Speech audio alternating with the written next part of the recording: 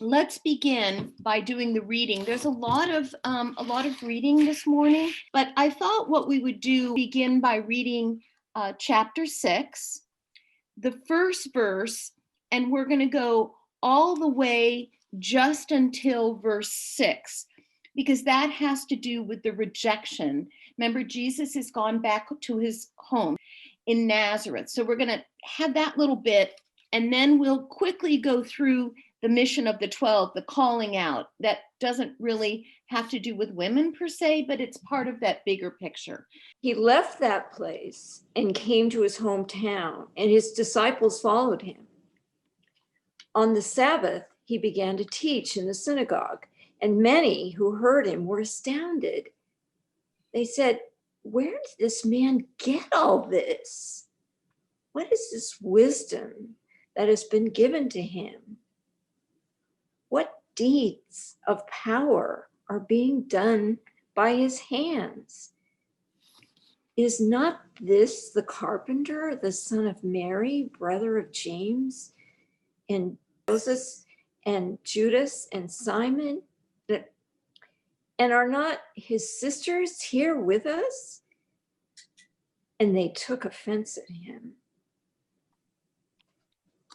Then Jesus said to them, "Prophets are not without honor, except in their hometown, among their own kin, and in their own house."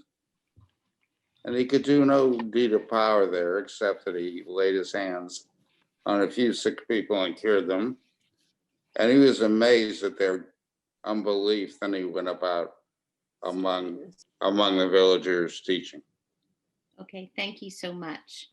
Okay, a lot to digest, every phrase. But what I'd like to first point out is the geography. So Jesus has gone to Nazareth. And I know many of you know this little fact, but it's important to this, very important to this story and this writing of Mark. Everybody knows everybody in Nazareth. Some scholars, you'll read 200 or 300 people. Actually, recent history says there were only 100 people. So everybody knows who Jesus is, who Mary is, who Joseph, whether or not Joseph is still alive at this point, we don't know. They know the family. But what you might read into this as well, it's been a while. Jesus is now probably 21, 22, 23. So maybe they don't recognize him. So that's important, but they know who he is. Wherever he's been during those years, they know who this is. Okay, so that's a really, really important sort of behind the scenes history that I think lets you understand the story. The second thing is that, so I'm the daughter of James and I'm the daughter of Barbara. Those are my parents, but they're from two different, obviously, families. Okay, my father is German Irish, my mother is French English, just to cut to the chase. So it's interesting how Mark sort of starts to color this heritage, if you will, of Jesus. Now, let's go back to the phrase, "Is not this the carpenter, the son of Mary?" Stop, full stop. Wait a second. Go back. You be a Nazarene living in the first century. Why does Mark not call Jesus the son of Joseph? I just want to throw that out there before I begin to discuss some of the commentaries. Why? This is first century. Sorry, ladies, but we're not as important. Why doesn't Mark say son of Joseph? Well, like you said, we don't know if Joseph is still alive at this point. True. Very, very true. Maybe it's just Mark, when he's writing this around the year 70, goes, oh, well, let's just not mention Joseph. Okay. This is Kat. Maybe Hi, they're Kat. remembering that Mary was pregnant when Joseph married her. Yeah. Yeah. Yeah. Okay. Her state of affairs, Joseph could be dead.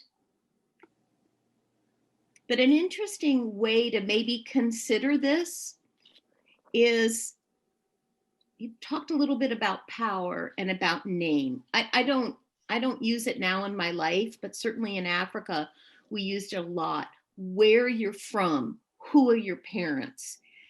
And what's interesting is that Mary was from Cephras.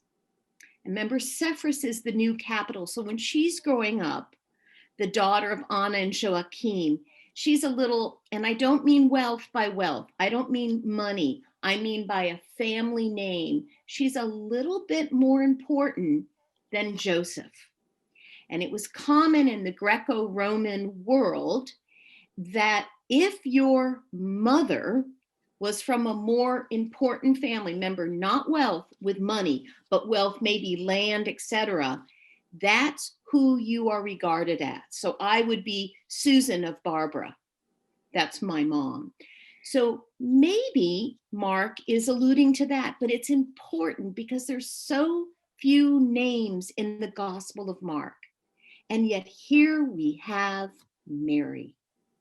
We don't have Joseph, we have Mary. So there's a lot of stuff behind that, a lot of stuff.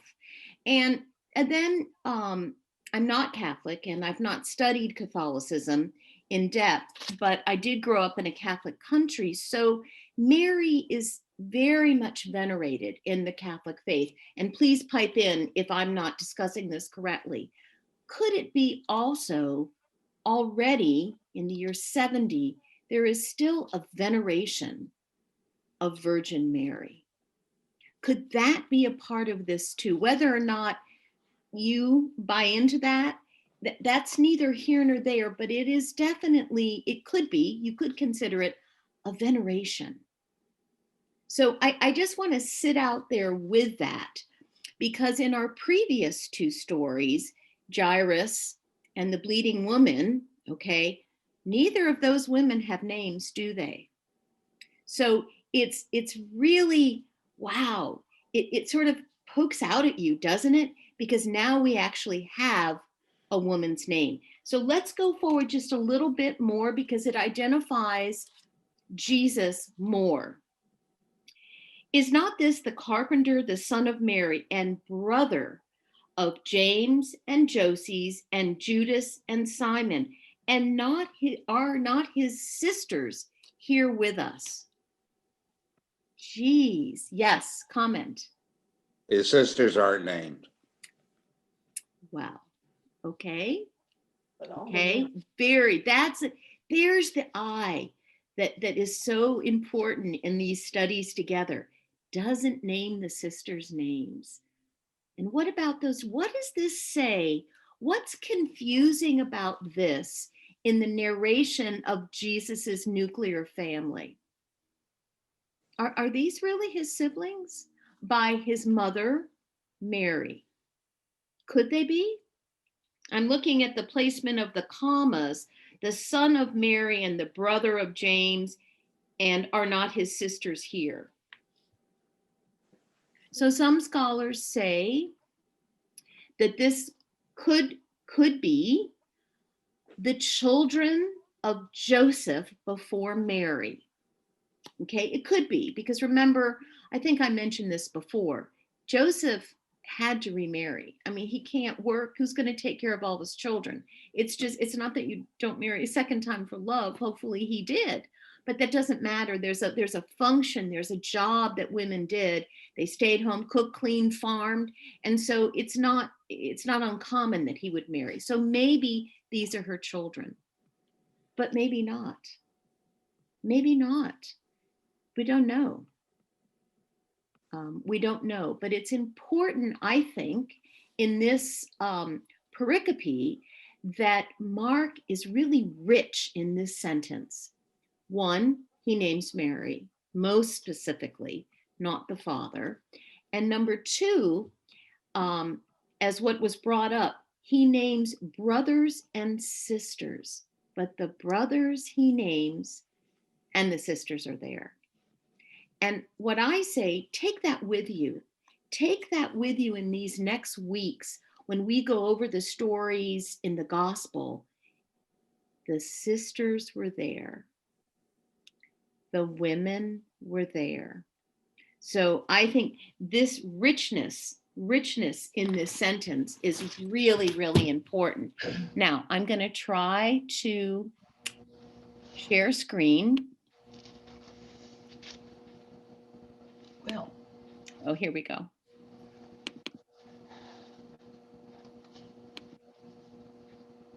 I think. No, I think in are that- you seeing a picture of a mountain? No, Yeah. No. Oh, geez. see your emails. So Joe, oh my gosh, I can't believe this. Let me do this. We'll try one more time and then I'm going to just give up. I'm so sorry. No problem. I can't share either. The host is the only one. Yeah, this is what it may be. So what I was going to show you is a picture of Mount Precipice. So Nazareth is mountainous. And so Jesus, look at this activity of Jesus, which I think is important. Prophets are not without honor, except in their hometown and among their own kin and in their house. So we know that Jesus literally and figuratively is asked to leave. And what's important is, I think, depending on how you read it, Jesus doesn't get mad. Mary, we don't see a conversation when she's sticking up for her son. He just leaves, and he does leave. But what he does next is really important when you look at the larger sandwich of this narration. So now I need, please, a volunteer to read verse 7 all the way to 13. And we'll go through this quickly because we need to get to Herodias. So who would like to read a long passage? Then he went about among the villages teaching. He called the 12 and began to send them out 2 by 2 and gave them authority over the unclean spirits. He ordered them to take nothing for their journey except a staff, no bread, no bag, no money in their belts, but to wear sandals and not to put on 2 tunics. He said to them, "Wherever you enter a house, stay there until you leave the place. If any place will not welcome you, and they refuse to hear you, as you leave, shake off the dust that is on your feet as a testimony against them." So they went out and proclaimed that all should repent. They cast out many demons and anointed with oil many who were sick and cured them. I want to begin by saying that Mark sets this up, I think, purposefully, because he's left Nazareth and he is going to now deal with sending out, sending his disciples. But what's important is we're not talking about the Holy Spirit. We're not talking about necessarily doing exactly what Jesus does in terms of mimicking. Here, this is Mount Precipice. So literally, do you see now how incredibly hilly the land is? If you look, so the top mountain on the left side is the top of Mount Precipice, which is literally defines the end of Nazareth then in the first century. It's larger now. Then way over on the right side, you see another hill in the distance. And this hill in the distance, that's Mount Tabor, where the Transfiguration takes place. And beyond that is the Sea of Galilee. So there's the walk back and forth through the duration of the 3 years of Jesus's ministry, with the exception of when he goes down to Jerusalem. And then there in the middle, that's the Valley of Jezreel. So this is the land of Cana. It's a very, very fertile part of the country. There's much that is desert, but this is the land of Canaan. This is obviously a today picture, but it's all full of agriculture. It's extremely green because remember, beyond 45 minutes in your car is fresh water, is the Jordan River and the Sea of Galilee and Mount Hermon. So I just wanted you to envision if you went home, if I went home to one of my homes, I guess as a child, would they recognize me? No, I'm a grown woman now, but they know me. They know my mom. And didn't they right away after looking at him saying, oh, this is Jesus. Wait, what? This is Jesus? What power does he have? So it sets up that tension, doesn't it? This is what Mark is doing on purpose. And then bingo. Now we've seen he is sending out his disciples. And notice he gives them two things. One, he's going to cast out demons. Because what we didn't cover is the demoniac. The story of the demoniac has just happened. So we know that that is something that Jesus does, is he sets people free of that demon inside of them. So what does it say? They cast out many demons and anointed with oil. And I think last week or the first week, we mentioned the importance of oil. Oil is used to cleanse a person, to anoint them. David is anointed. So Jesus gives them those two things, and it's set up by the rejection. So he's rejected, and now he sends them out.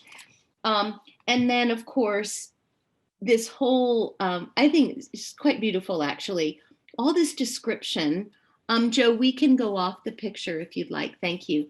All this, like, I think just so beautiful because it's so persnickety. All the things that Jesus tells them to bring with them and not bring with them. And so it was a custom then that if you were a learned person, a philosopher, you would travel 2 by 2. And also in a legal situation, in a trial, you always needed 2 voices. So again, Mark is following the custom of the time. Whether or not it's true is neither here nor there. It's what they believe. So he's sending them out, and take nothing on your journey except a staff, no bread, no bag, no money in their belts, but to wear sandals and not to put on 2 tunics. So why are they carrying the staff? Now that you've seen the region, why are they carrying a staff? Why would Jesus say carry a staff? Any farmers here?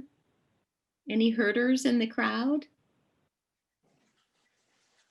Okay, staff is important.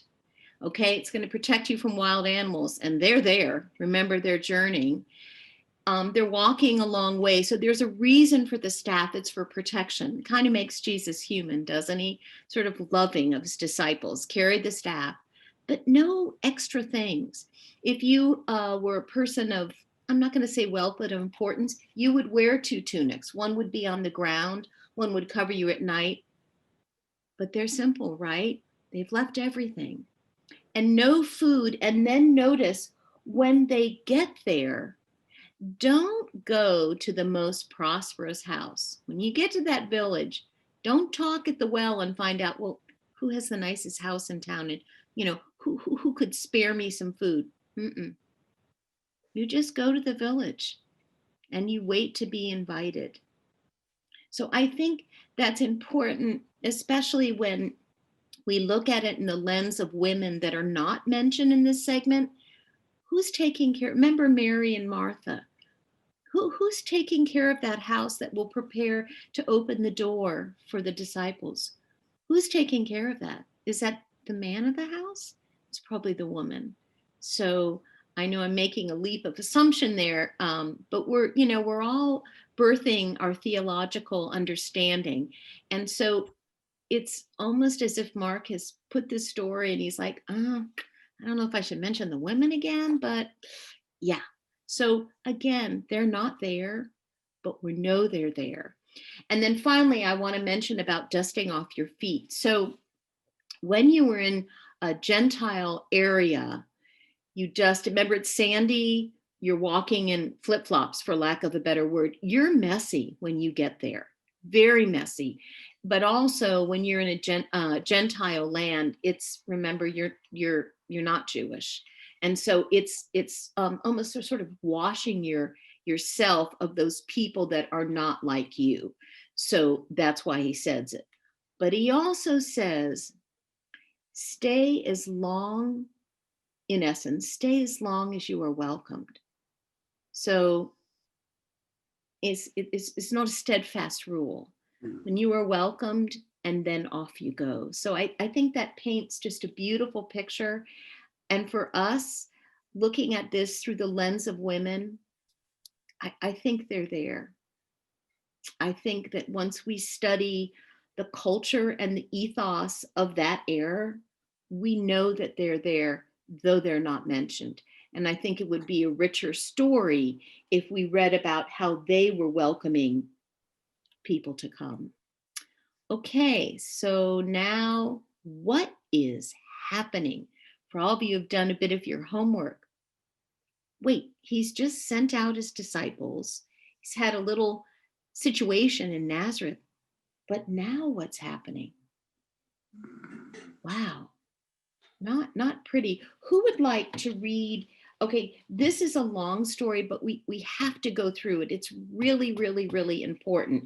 So why don't I begin? And when I stop at 17, if somebody could pipe in and read from 17 to 20, and then 20 to the end. So be thinking of a volunteer, but if you don't mind, I'll set the stage.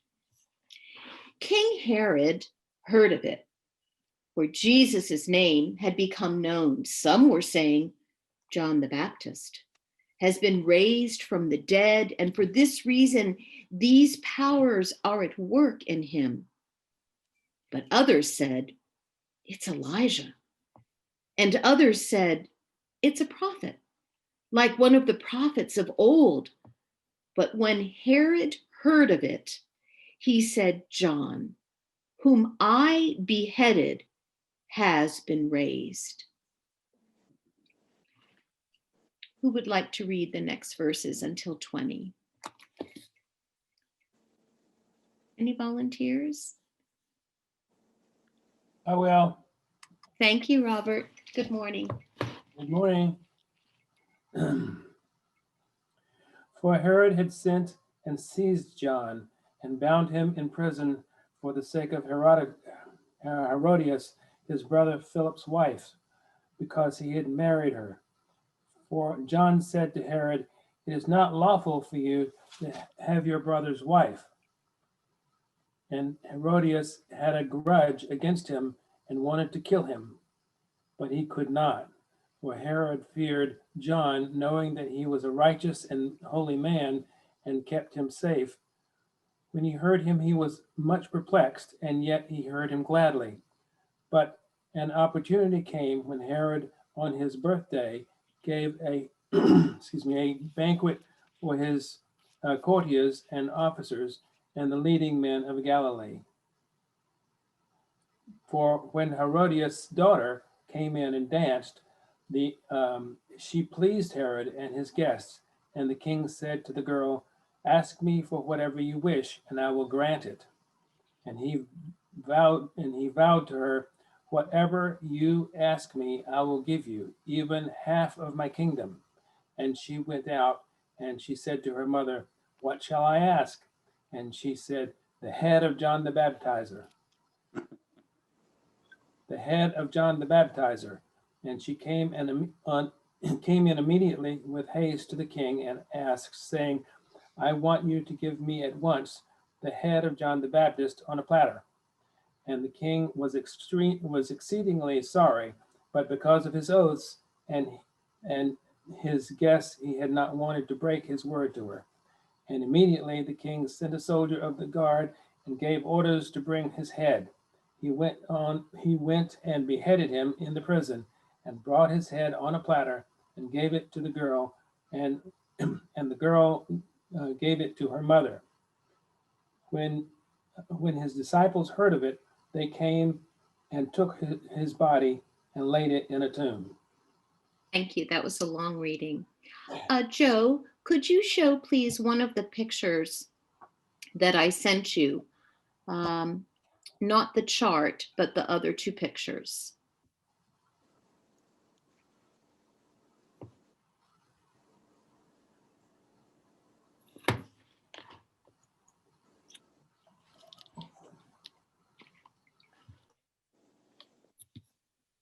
Say inching forward.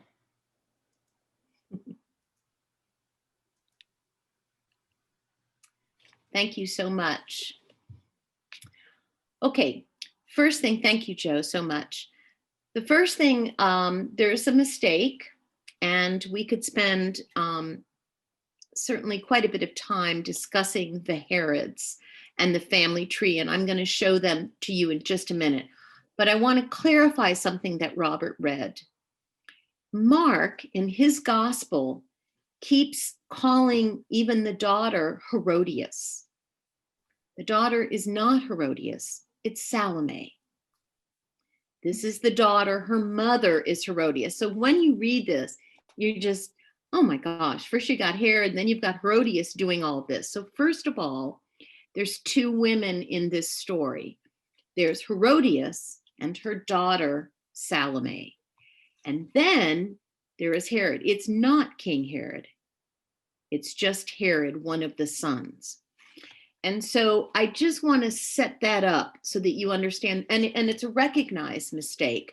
There's the issue of the three characters. So I want everyone to look at, so let's say for a moment that the girl in red, this is Salome. And the woman behind is her mother, Herodias. So how is Salome's face portrayed in this picture? What does she have in front of her? She has a decapitated head of John the Baptist. What's the expression that the artist has portrayed with Salome? Now, I can't see you all, so I'll just let you speak out. Indifference? Ah, indifference. Interesting. Anybody else? I like that. Disgusted. Distaste. I'm sorry, I didn't hear the last one. Someone said disgusted. Yeah. She is kind of like held back a tad, isn't she? She's kind of, ooh. Yeah. But the mother. The mother. Okay, because what we do know is, remember, John the Baptist has said, you cannot marry your brother's wife. So that's a part of the tale that we'll dig into. But what's important is the way, I think, worth looking at, the sort of the face of Herodias, her mom. She's kind of looking down.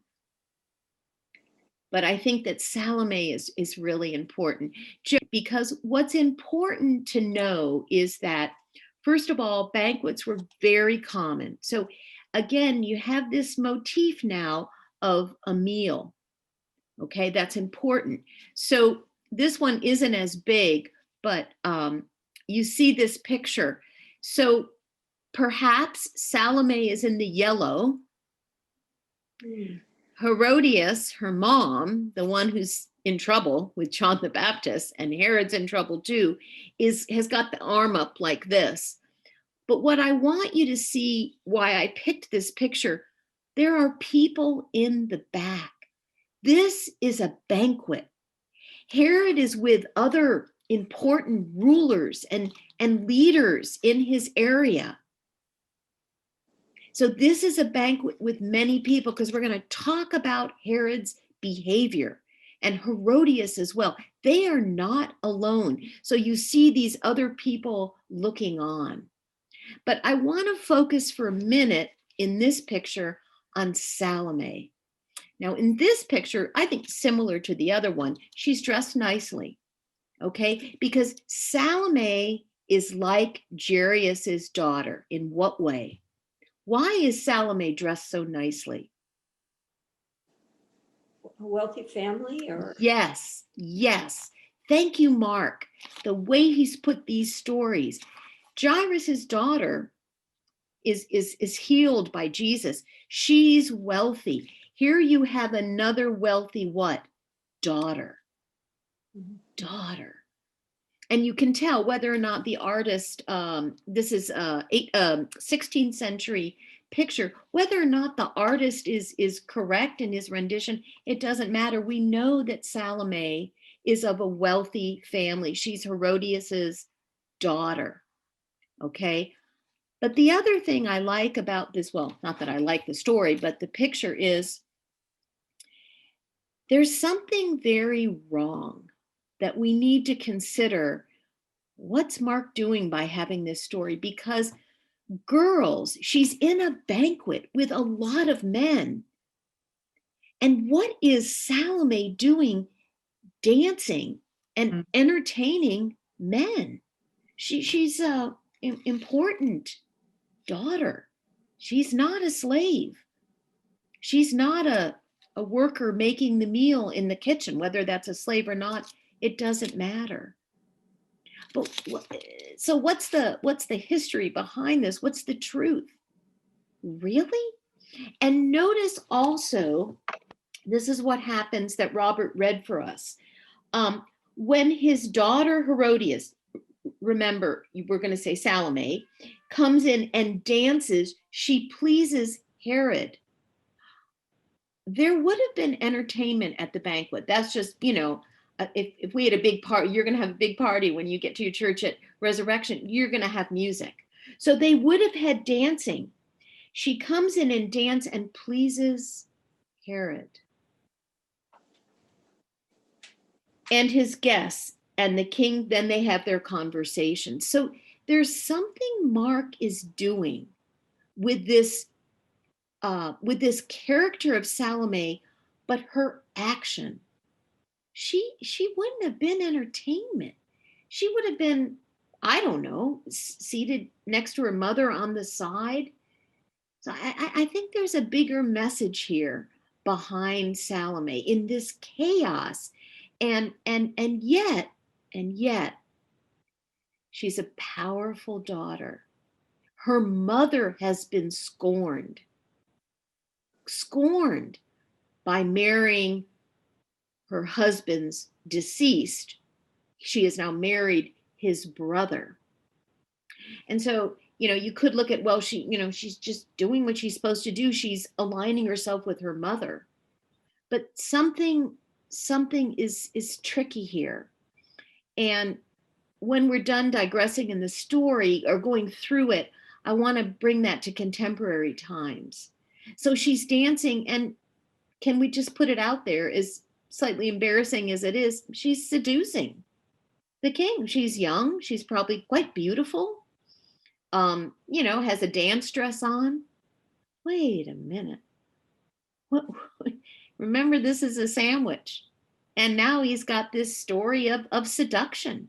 So much seduction, we think, until just a moment when I mentioned something, that Herod says, I'll do whatever you want me to do.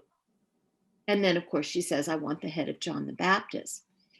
But the other side of that seduction, and I'm not saying it's not, but I'd like you to consider Herod for a minute as the character in this story with his wife, Herodias, and the daughter. He's got to please all those people in the picture. He's got a banquet full of people. It's about power. It's about prestige. And he's got to save face because he can't turn and say, sorry, I changed my mind. No, I can't do that. He can't do that. And Herod is also, don't you think, a little scared of John the Baptist, who he's thrown in jail. So there's a power struggle here between the women. Okay, the daughter like, Mom, well, okay. And then there's this struggle with John the Baptist, the fear that Herod has, because it's about power. Don't kid yourself. And notice that the character in this story whether it's true or not, and we're going to discuss that in just a minute, the character of the women in this story, whether or not Herodias, her mom, whispers, honey, ask for the head. It doesn't matter. They're violent. They're vindictive. This is just awful. And yet, because we are theologians looking through the lens of women in the Gospel of Mark, they're not sweet, nice women, okay? They've done something incredibly violent. Put the seduction on another page of study. Just look at their behavior. And then you could say, well, it's really violent, but wait a second. These women are so powerful and so persuasive of Herod that he does what she says. Women, whoa. Okay, so I don't like what they did at all. But what I want to say is that Mark places these women in this story in a very powerful position, because they're going to determine, as you well know, what happens to John. It's like this is, you've met Jairus's daughter, the bleeding woman, and you're going to meet the Syrophoenician woman next week. Do you see the characters he's building here of the women? I realize this story is also a web of relationships. It's Herod and John. It's Herod and his people. It's Herod and his wife. It's Herod and Salome. So there's a web of relationships. But isn't that what our life is about, frankly? If you're in a powerful position, Joe is your rector. How does she hold the grace of that power in the palms of her hand in just a very respectful way? I mean, I read your newsletter now, and I see the meetings you have and the conversations about your new church. And of course, there are other conversations too. But that's graceful. Herod's behavior is not graceful. He's power hungry, right? And it's the women that take him to task. So the women are powerful too. So to bring this forward, I have two important questions. Why? Why does Mark put this story in there? And two, what's the lesson? Because remember I said in the sandwich, after this, you're going to feed the 5,000. So it's a banquet again. What's the lesson in this sandwich, in this inner part of the sandwich for us of Herodias and Salome?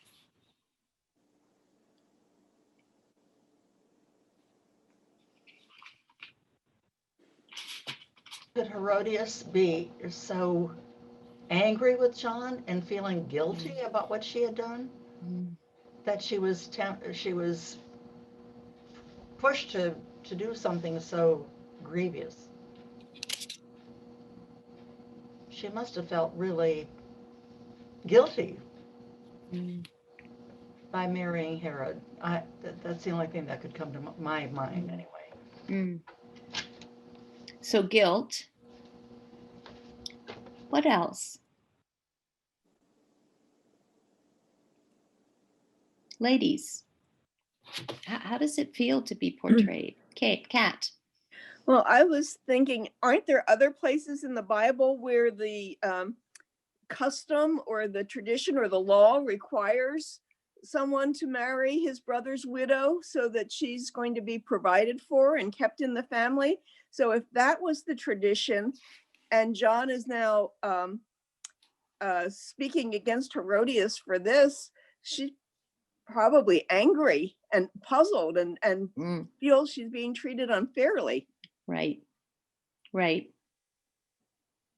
So there's a dichotomy there between Leviticus and Deuteronomy and how you're supposed to live, and if you're a widow, which which he is, you're supposed to be taken care of by your brother, by your deceased husband's brother.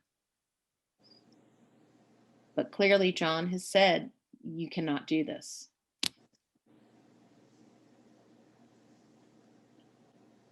So what's embarrassing? What's embarrassing about this story?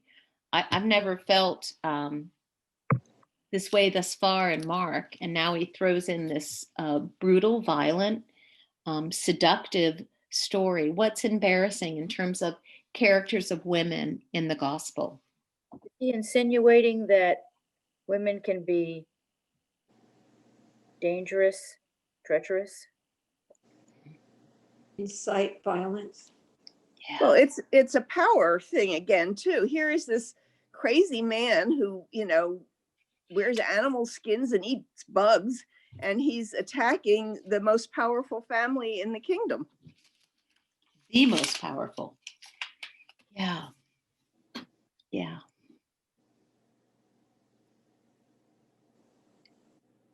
So it's a question of restoring order and keeping your place. Mm-hmm. Mm-hmm. Especially if you look at if you have children, daughters or sons, or you have nieces and nephews you've taken care of, what's that relationship between the mother and the daughter? Are you going to say, Mom, I can't do that? So that's a power relationship too, right? Whether or not we agree that Salome should have even been invited to the banquet. She's a little girl, and little girls really meant nothing. They were not important. So there's definitely a powerful story there. So is there any grace in this story?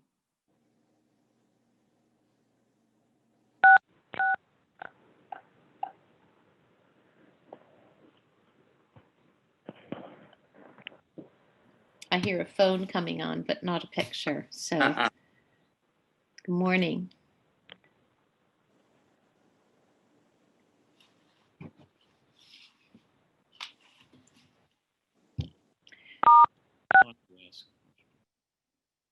Hands. Hi, I see Emily Ewing. I don't know your husband's name. I just wanted to Say ask. your name. Oh, my name is David. Morning, David. Morning. I just wondered if there was any foreshadowing of Christ's death in this entire situation and the relationship, the powerful relationship that women played in the crucifixion and the events leading up to it that crosswalk to this situation. I mean, other than comparing and contrasting them. Mm-hmm. Yeah, it's definitely foreshadowing, definitely, because life will come anew, and there's a suffering here, right? Yes. The suffering servant of Jesus, and noting also, and thank you for bringing that up, Jesus is not in this story, but is he? But he's not one of the characters that we're talking with. So why does Mark, and in fact, it's not proof positive, all aspects of this story, but he wouldn't have put it in if part of it was not true. So let's just accept that premise if you don't mind. So let's talk about this foreshadowing, but bring it forward. What about the chaos that we're living in now? What about and I'm talking specifically about the pandemic, actually. So where's the grace in chaos? This is chaos, what they've done to John the Baptist. Noting, however, when his disciples heard about it, they came and took his body and laid it in a tomb.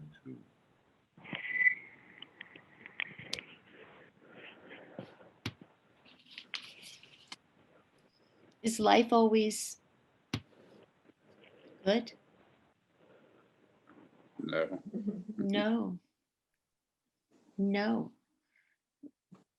But it's so significant, I think, that I smelled this fragrance this morning when I got on to the Zoom and you all were in a conversation about some of you are having the vaccine or you have an appointment or you're going for vaccine number 2. That's grace. That's grace. That there is a newness. There is going to be a newness. So why did Mark put in this story? What's going on? Noting that story teaching was how people taught in the ancient world. You didn't have a book. You had a dramatization. So let's have this be a dramatization. Why? Why this story followed by the beautiful story of the feeding of the loaves?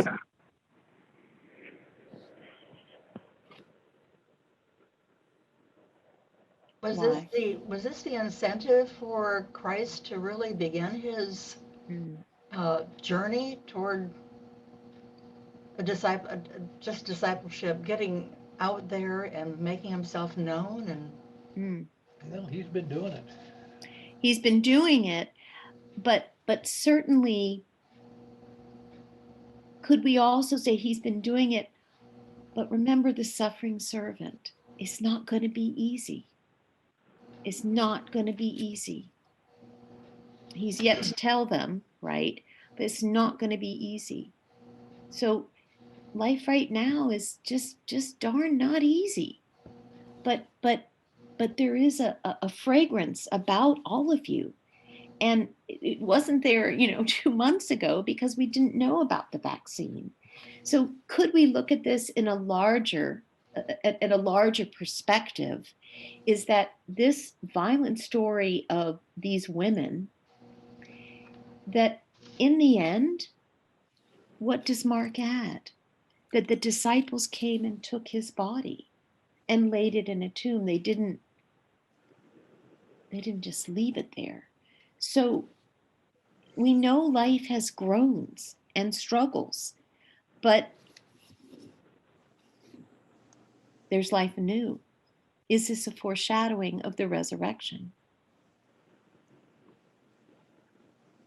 It could be. And the rivalry between the person of faith and the state, represented by Herod. Yeah, they were occupied. Let's put that on the table. These Jewish people are occupied by the Romans. So it could be that I don't like that the violence is necessarily the story of 2 women as opposed to a violent story of 2 men, but that's neither here nor there. Mark adds this story, I think, and something to sort of walk away with during the next week is that there's groans in our world. There's groans in your personal life and in our life as a community of resurrection and in the broader world. But Jesus's life shows us that there is tomorrow, that there is a renewal, whatever that will be. Joe, do you have anything you'd like to add for us this morning? I do, actually. I was thinking about how this applies to resurrection. And it really does, because, ever since in the 8 years I've been at Resurrection, I've been hearing we're going to not be here in 5 years. Not going to be here in 5 years. And we've turned the corner on that recently a little bit. But this story shows us, if nothing else, no matter how important you are sort of in the ministry world, someone will carry on for you if you're doing God's work. That John, they were flocking to hear John, who would take over for John, And I said to someone very recently, someone said to me at the seminary, student, well, what is Resurrection going to do in a few years? Because everybody there is old. And I said, well, our 3 closest neighbors are 3 high-rise retirement communities, and it's filled with old people. So when, God forbid, our current old people move on, we'll have new old people. But But think about it. You know, Yeah. John the Baptist's successor, in a way, was Jesus. And who's Jesus' successor when things get tough? Anyway, I love this form. Thank you, Reverend Susan. It's great. You're very welcome. Would you like to pray for us, Joe? And have a good week, everyone. Oh, Please wow. pray, Joe. Yeah, The Lord be with you. and also with you. Also with you. Heavenly Father, we give you great thanks for these people, young or old. We know they're your servants. And thank you for energizing them to do the task you would have us do. And thank you for bringing us Reverend Susan to show us, teach us what we need to learn at this particular time. Because clearly we need to learn it because she's here teaching it. And we give you great thanks for that. And we love our time in the refectory. A little bit sad to be leaving there. It's so beautiful. But we give you great thanks that we have a place inside to be today and next week and not outside in your beautiful world that's a little cold right now. Be with everyone here as they get vaccinated. Keep them safe, vaccine or not, so that we can continue to worship you. We ask this in your name. Amen. Amen. Okay, now there's homework. So I'll just say, read ahead.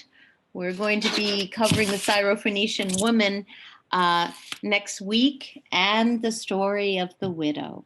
So be well, everyone. Thank you, Joe. Thank For you. the grace of this time together. Be well, everyone.